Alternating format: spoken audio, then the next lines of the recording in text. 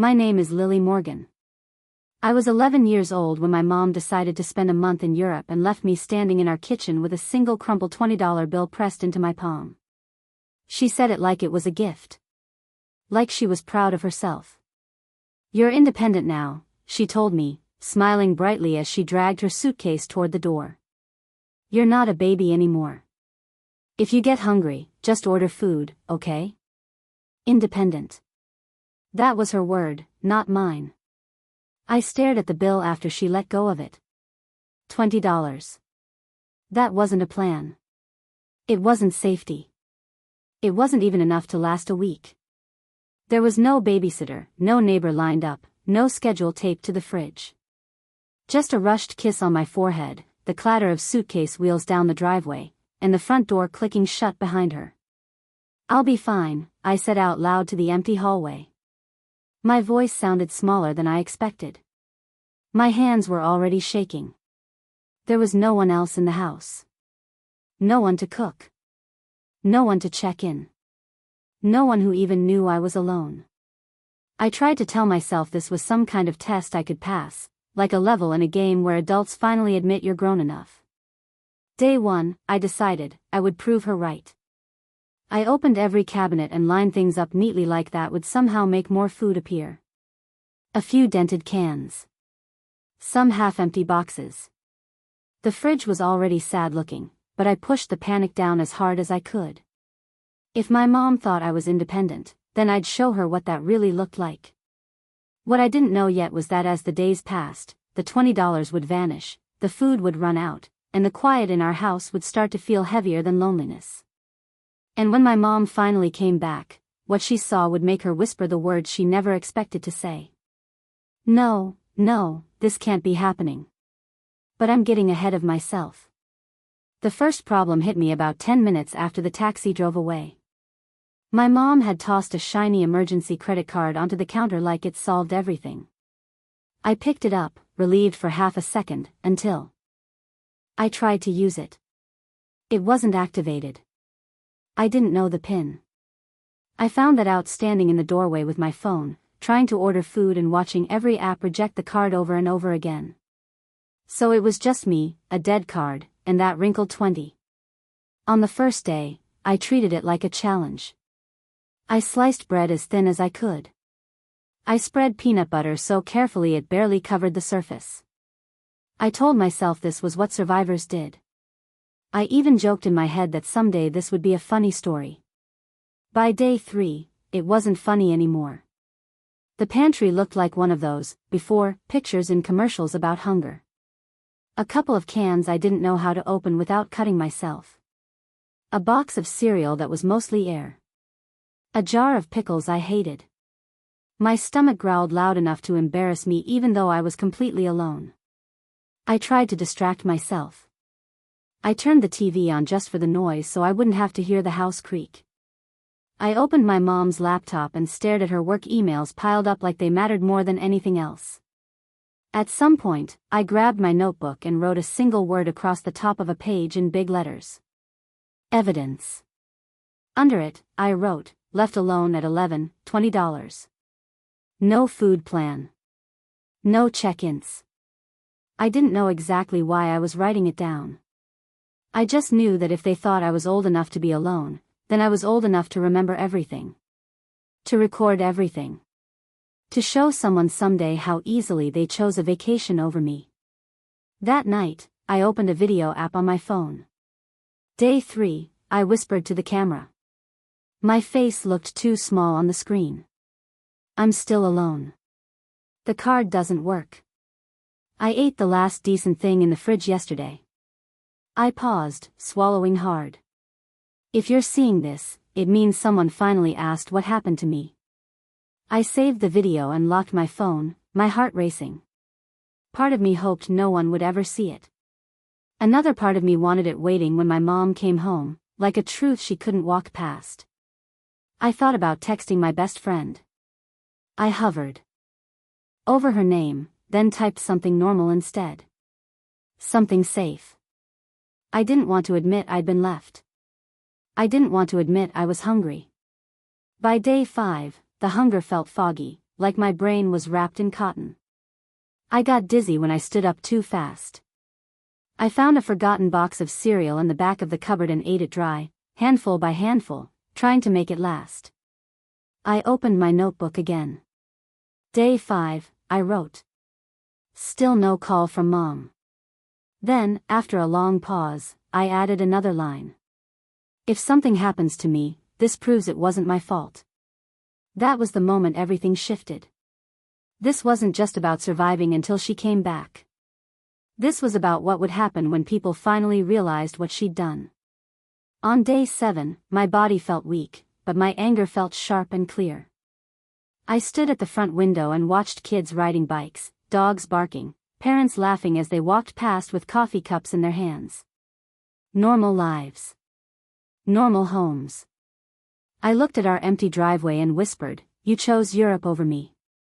Do you know what that's going to cost you when someone finds out?" And then the doorbell rang.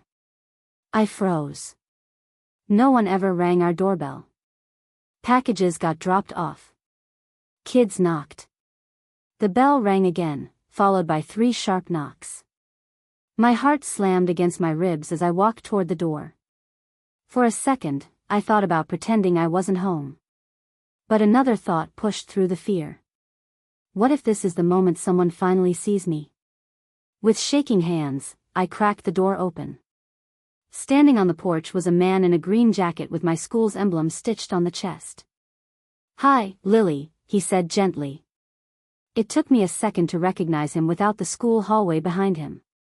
It was Mr. Collins, the school counselor. And everything after that would change. Mr. Collins didn't step onto the porch like he was there to scold me. He didn't have that tight teacher look adults get when they think you did something wrong. His face was calm, but his eyes were searching, like he was trying to read the house through the crack in the door. "I've been trying to reach your parents," he said softly. "They haven't answered. Can I come in for a moment?" My first instinct was to lie.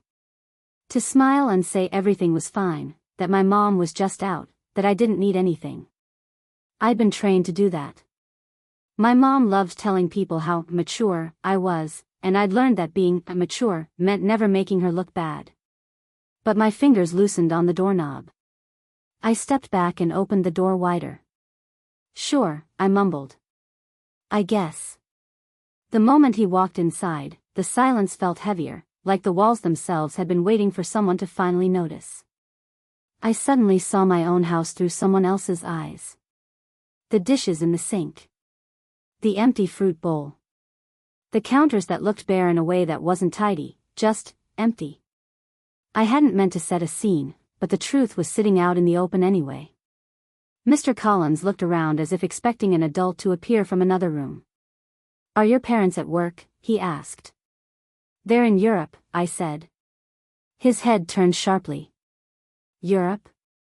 "For a month," I added, and the words came out flat, like they belonged to someone else. He blinked once. Then his eyebrows lifted so high I thought they might disappear into his hairline. "A month," he repeated slowly.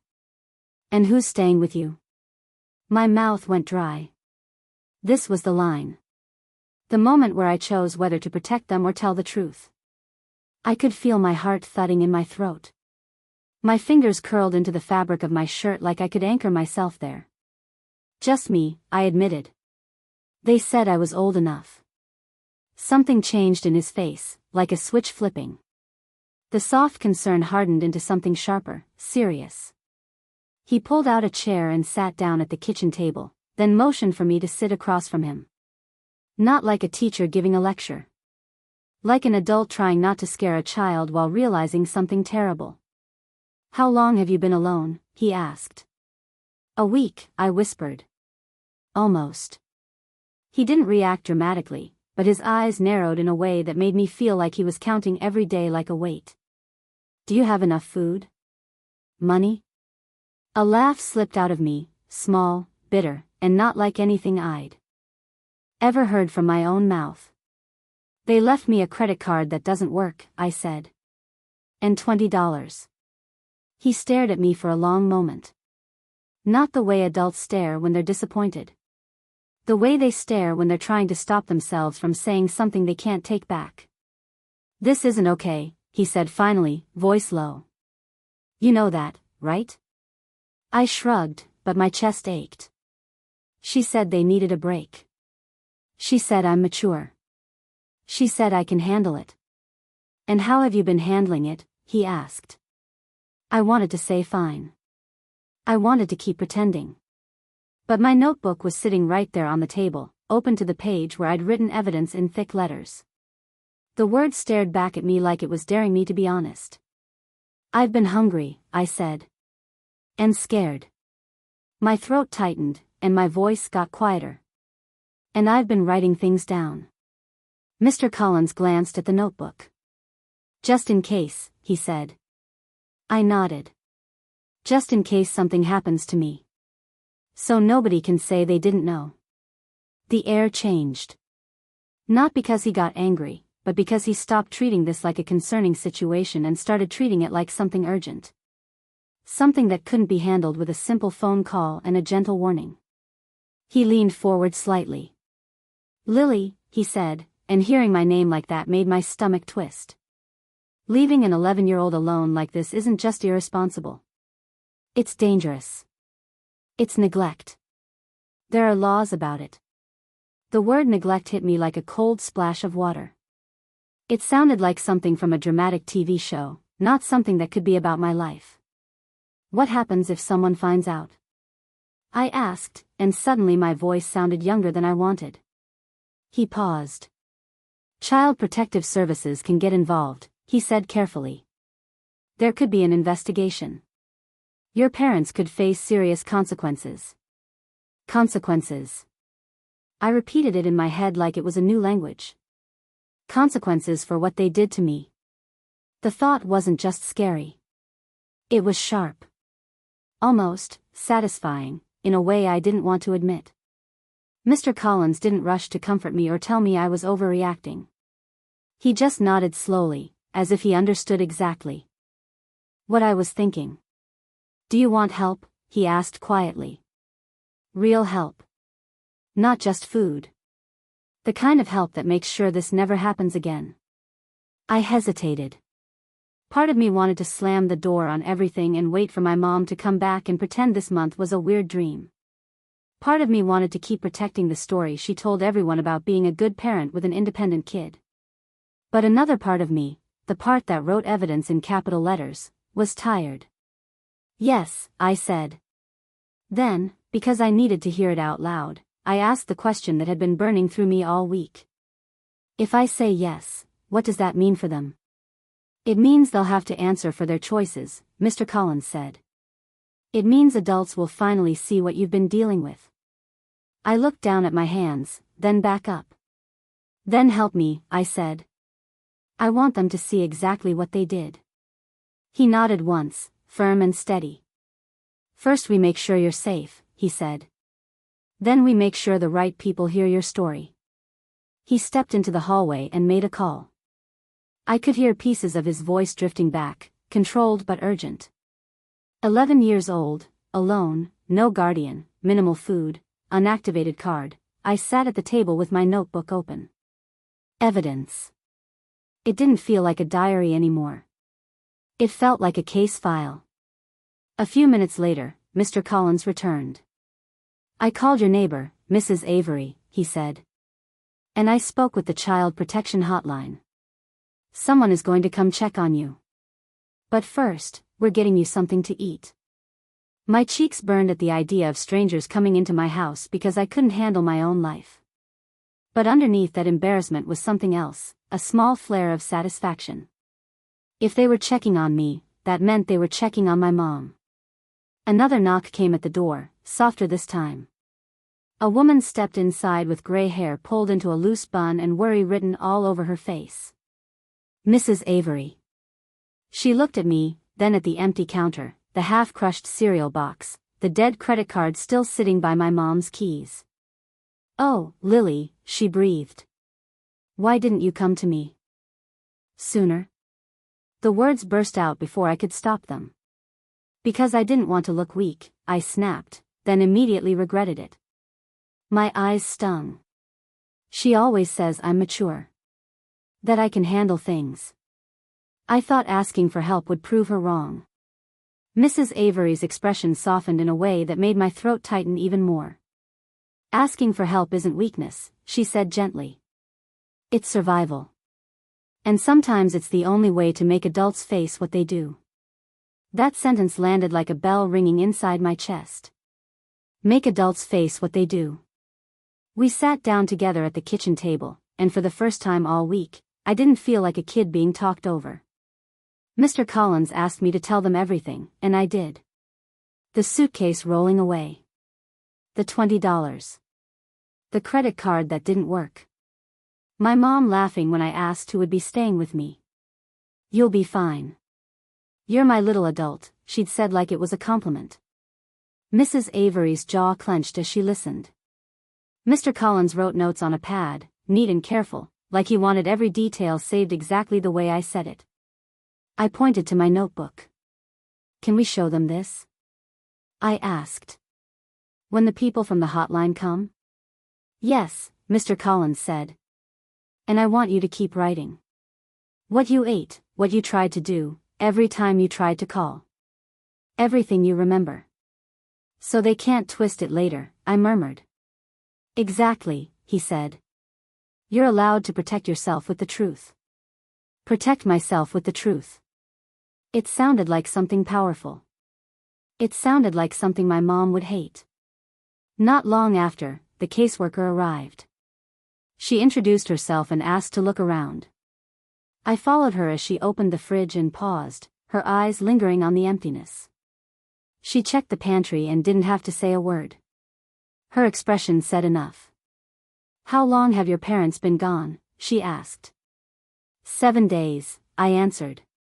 They planned a month. And who checks on you? No one, I said. Until today. Do they call?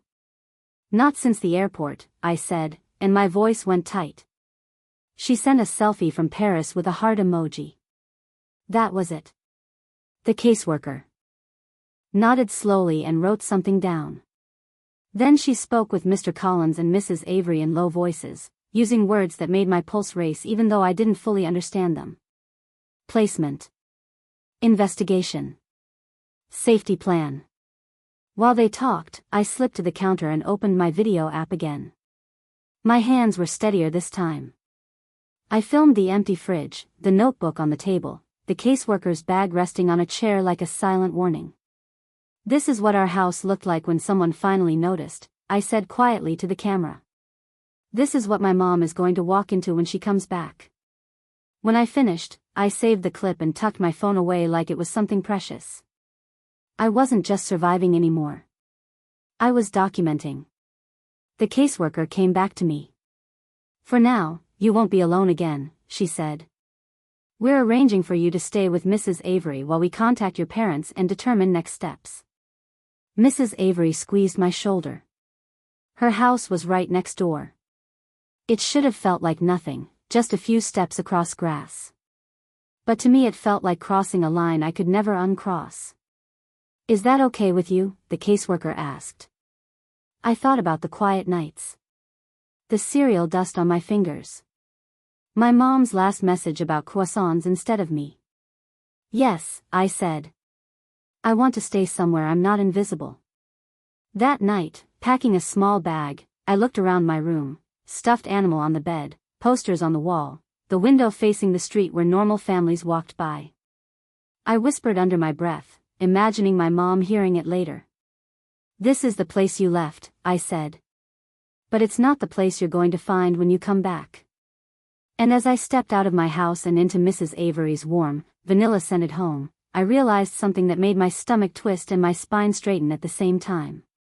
My mom had called me independent like it was a compliment. But what she'd really done was give me a reason to stop protecting her. Mrs. Avery's house felt unreal at first, like I'd wandered into someone else's life by accident. It smelled like laundry soap and vanilla instead of dust and silence. There was food in the fridge, real food. Not just leftovers shoved into corners or boxes that rattled when you shook them. My stomach growled the moment I stepped inside, and I felt my face burn with embarrassment. "We'll fix that first," Mrs. Avery said, pretending not to notice. "Come on. Let's cook together." She didn't rush. She didn't hover. She handed me a reusable bag and let me choose what went into it when we went back to my house to grab groceries. Pasta. Sauce. Vegetables. Bread. Fruit. Things that lasted. Things that said someone actually lived here. "Keep the receipts," Mr. Collins said quietly as we unloaded everything onto the counter. "They matter." So we tucked the receipts into my notebook, right behind the pages where I'd written about being hungry. Evidence, stacked on top of evidence. As water boiled and garlic sizzled, the sound wrapped around me like something I didn't realize I'd been missing. Safety. Routine. Someone moving through a kitchen like they expected dinner to happen. "Have you ever made spaghetti like this?" Mrs. Avery asked. "Not really," I admitted. "My mom mostly microwaves things. Or we order takeout." "Then today you learn," she said with a smile. "Knowing how to feed yourself properly is important. No one can take that away from you." I stirred the sauce slowly, watching the red swirl around the pan. It felt symbolic somehow, like all the fear and anger inside me was finally going somewhere useful. The caseworker came back later with more questions. She asked about my mom's flight, the last time she'd called, what messages she sent. I handed over my phone and showed her the only recent photo, my mom smiling in front of the Eiffel Tower with the caption "Finally free for a month." "Free from what?" the caseworker asked gently. I stared at the screen for a second longer than necessary. "From me," I said. She wrote something down. I didn't ask what. "Would you like to include a statement in our report?" she asked. "Something directly from you." My throat tightened. For a second, I almost said no. Then I felt the notebook pressed against my arm and the words came out clear. "Yes," I said. "I want them to know exactly what this felt like." While the pasta cooked, I sat at the table and wrote. "You said I was mature enough to be alone. But being mature doesn't mean I don't need food. It doesn't mean I don't get scared. You told everyone how hard you work, but you didn't notice when your own kid was counting crumbs." I paused, my pen hovering. Then I kept going. "By the time you read this, other adults will have already seen what you did. They will have seen the empty fridge, the dead card, the notebook where I had to record my own neglect. If there are consequences, they are not because I betrayed you. They are because you left me." When I finished, my hands were trembling. I slid the paper across the table. "Can you make sure they see this?" I asked. "I will," the caseworker said. "I promise." That night, I ate spaghetti until I felt warm instead of hollow. The first bite almost made me cry. Not because it tasted amazing, but because it tasted like something I hadn't felt in days, normal. Mr. Collins stayed for dinner, and for an hour we talked about school and books and silly things like the worst lunches the cafeteria ever served. For a little while, I forgot that my life was technically unraveling in the house next door. Later, when the adults lowered their voices in the living room, I heard pieces of their conversation drifting down the hallway.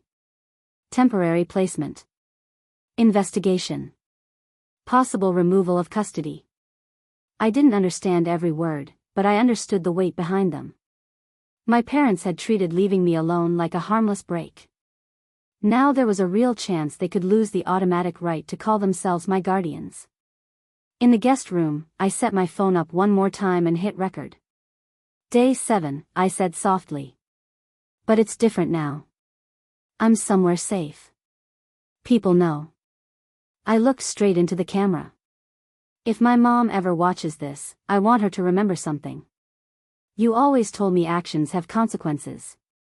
This time, it's your turn. I stopped the recording and lay back on the bed, staring at the ceiling. I still missed the idea of parents who would have stayed. But I also knew something I hadn't known before. I wasn't powerless. The next morning, my mom's work phone lit up my screen while I was doing homework at the kitchen table. I stared at it until the screen dimmed. "Aren't you going to answer?" Mrs. Avery asked gently. My fingers shook. "What if she's just calling to yell at me?" "Then you'll know where you stand," she said. "And you don't have to talk to her alone." I put the phone on speaker and answered. "Lily," my mom snapped. "What is going on? Why is Child Services emailing me? Why is your school involved? Do you have any idea what this looks like for me? Not are you okay? Not are you safe? Just what this looks like for me. They're involved because you left me," I said. My voice shook, but it held. "You went to Europe for a month. You left me alone with $20 and a card that didn't work. They saw the house. They saw the fridge." "You're exaggerating," she shot back instantly. "There was plenty of food. You're dramatic. You're 11, not a toddler. I can't believe you do this to our reputation." Mrs. Avery leaned closer to the phone. "This is Mrs. Avery," she said calmly. "I'm the neighbor who bought your daughter groceries because there was almost nothing left. This isn't about reputation. It's about safety." There was a sharp inhale on the other end. "Why are you interfering?" my mom snapped. "This is a family matter." "No," I said quietly. "It isn't. I wasn't fine. And I'm not pretending anymore." There was a pause. For a second, I thought she might finally hear me. Instead, she said, "We'll talk when we get back. And there will be consequences, young lady." The call ended. Mrs. Avery reached over and silenced the phone before it could ring again. "She's right about one thing," she said softly. "There will be consequences. Just not the ones she thinks." The next day, the caseworker pulled me out of class. "Your parents moved their flight up," she said. "They'll be home in 3 days." My heart flipped. They weren't coming back for me. They were coming back to protect themselves. "We'll meet them at the house," she continued. "You can be there if you want." I thought about hiding. About letting adults handle it while I stayed invisible. "No," I said. "I want them to see me." For 2 days, we prepared without calling it preparation. We organized facts. My statement. The notebook pages. The receipts. Screenshots of my mom's posts. Call logs that showed how little she checked in. On the morning they returned, we walked back into my house together. The caseworker placed a thick folder on the kitchen table. My notebook lay open to the page that said evidence. My phone sat beside it, paused on the first video. "Are you sure?" she asked. "Yes," I said. She always says stories don't matter without proof. We heard the car before we saw it. The front door opened. And my parents walked straight into the truth they never expected to face. My mom came in first, dragging her suitcase behind her like she had the day she left. She still looked like she belonged somewhere glamorous, trench coat crisp, sunglasses pushed up on her head like the airport was just another runway. My dad followed, juggling bags and talking into his phone, his voice light and careless. They both stopped the second they saw us. The laughter dropped out of the room. My dad's phone lowered slowly. My mom's smile froze halfway, then cracked.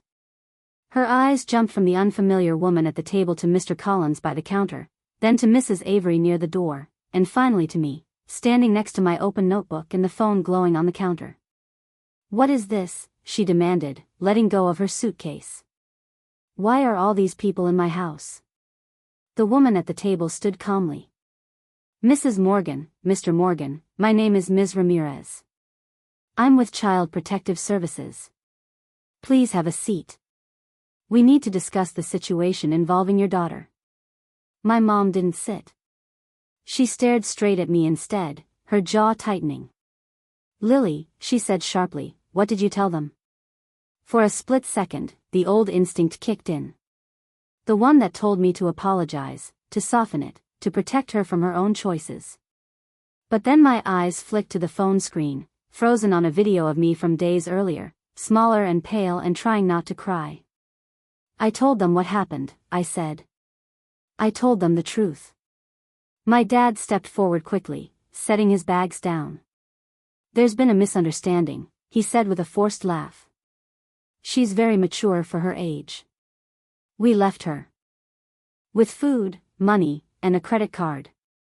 Kids these days are capable. Ms. Ramirez slid a printed page across the table and turned it toward them. This is the activation record for the credit card, she said evenly. It was never set up with a PIN. It was declined multiple times. She placed another sheet beside it. These are photographs of your refrigerator and pantry taken 1 week into your trip. The food supply was not sufficient for an unsupervised minor. My mom's mouth opened, then closed. Expired food doesn't mean she was starving, she snapped. We were only gone a week at that point. Ms. Ramirez slid another page forward. These are your call and message logs. 1 photo from the airport. 1 selfie from Paris. No calls asking if she had eaten, if she was safe, or if anyone was with her. My dad's face drained of color. He glanced at the papers, then at me. We told you to order food, he said quietly. We trusted you. You trusted me to survive, I replied. You didn't trust yourselves to be parents. Mrs. Avery couldn't hold back anymore.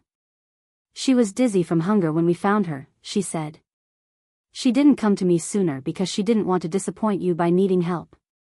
Do you understand what that does to a child? My mom shook her head.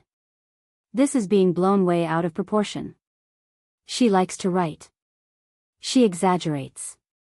Ms. Ramirez looked at me. Lily, are you comfortable showing them what you recorded? My hands shook as I reached for the phone, but I pressed play. The room filled with my own voice. Day 3, the video said. I'm still alone.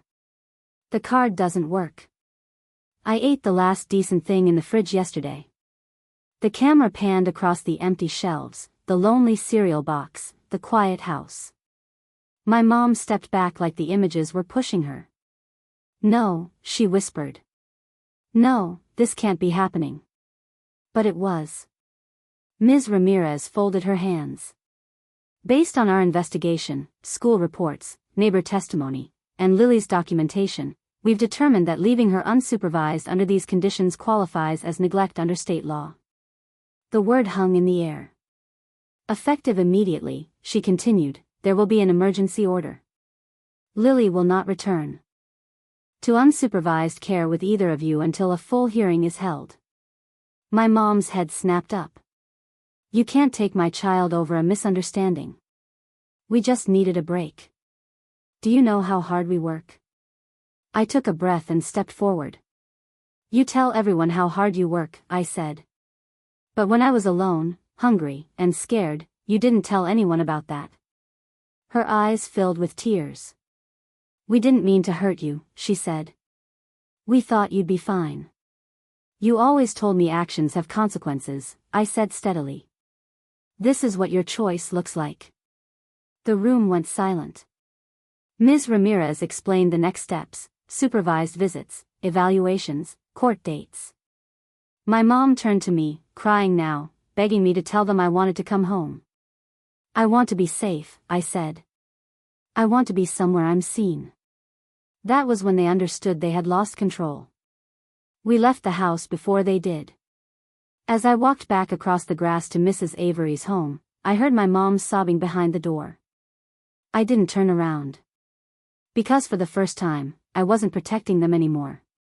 The weeks after that day felt strange, like time was moving but my life was standing still. School continued. Homework still needed to be done. The world didn't stop just because my family had cracked open in front of strangers. But everything felt different now, like I was finally seeing things clearly instead of through the fog I'd lived in my whole life. The hearing happened in a room that smelled like old carpet and paper. I sat at a small table while adults spoke in careful voices about risk factors, supervision, and safety plans. My parents looked smaller than I remembered, sitting stiffly together, their confidence stripped away. For the first time, they weren't in charge of the story. My notebook was entered as evidence. The videos I recorded were played. My words weren't brushed off as exaggeration or drama. They were treated like facts, because that's what they were. When I was asked to speak, my voice shook at first. Then it steadied. I talked about being alone. About counting food. About pretending I was fine because that's what I'd been taught to do. I didn't yell. I didn't cry. I just told the truth. The judge ordered supervised visits and mandatory counseling for my parents. Full custody didn't automatically return to them. They didn't go to jail. There was no dramatic punishment like in movies. Instead, they lost something quieter and more painful. They lost the assumption that they were good parents just because they said they were. That summer, I stayed with Mrs. Avery. I learned how to cook more than spaghetti. I learned that being cared for didn't mean being weak. I learned that adults could show up without making me earn it. I learned that telling the truth didn't destroy families, lying did. My mom still sends messages sometimes. Long ones. Apologies mixed with explanations. Promises to change. Maybe someday we'll find a version of normal that doesn't erase what happened. Maybe we won't. But I know this now, whatever comes next will not be built on silence. The day my mom came home from Europe expecting stories and souvenirs, she walked into something she never planned for. A daughter who had turned every empty shelf, every unanswered call, every hungry night into proof. A room full of adults who finally listened. A truth she couldn't talk her way out of. When she whispered, "No, this can't be happening," I understood something important. It already had. It had been happening the moment she chose a plane ticket over me. So if you were 11 years old and left alone with $20 while your parents chased their freedom, what would you do? Would you bury the story to protect their image? Or would you do what I did, and let the truth be the consequence they never expected?